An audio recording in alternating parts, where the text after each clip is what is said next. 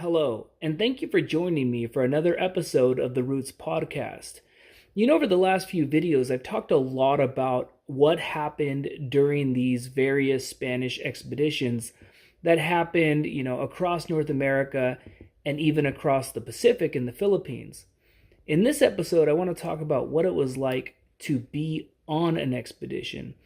Many of these explorers and conquistadors, they encountered a lot of dangerous scenarios.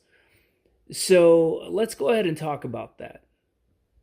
When you were on these expeditions, oftentimes, you found yourself marching across a desert or through a jungle or even across a mountain range. Every single one of these scenarios has its own peculiar dangers.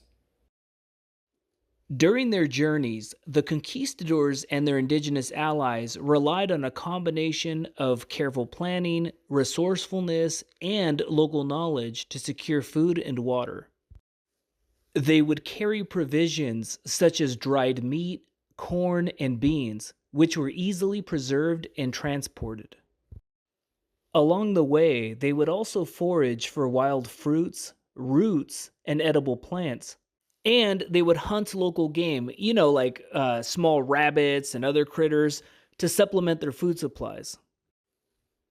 The indigenous allies, with their intimate understanding of the land, that also played a crucial role in identifying safe and abundant sources of water, such as rivers, springs, and wells, as well as guiding the group to places where they could replenish their food supplies.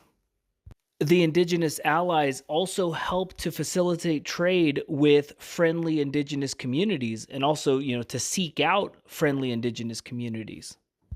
In many cases, the conquistadors and their indigenous allies could march for an entire day and then spend the evening with a friendly community and then, begin their march again the following morning.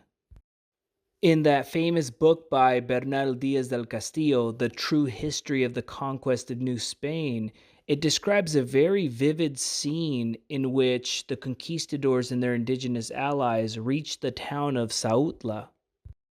As they arrived in Sautla, the conquistadors were greeted by the local cacique. The cacique is like the village chieftain. And the cacique, he welcomed Cortez warmly and extended his hospitality to Cortez's men. In the evening, the villagers prepared a feast for their visitors. The air was filled with the enticing aroma of corn, beans, and simmering meats. The conquistadors found the food satisfying and delicious, and it helped to lift their spirits after days of hardships while marching on the road.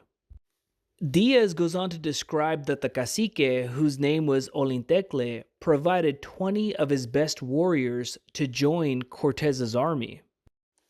While marching from Veracruz to Tenochtitlan, the conquistadors would have encountered various dangerous animals native to the diverse ecosystems of Mexico.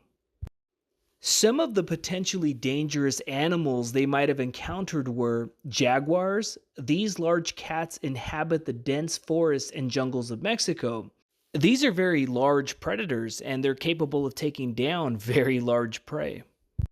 Pumas, you probably wore those shoes in high school. Well, those are also mountain lions. And those mountain lions inhabit the forests of Mexico and the mountainous regions. Though they typically avoid humans, pumas can be very dangerous if they perceive a threat.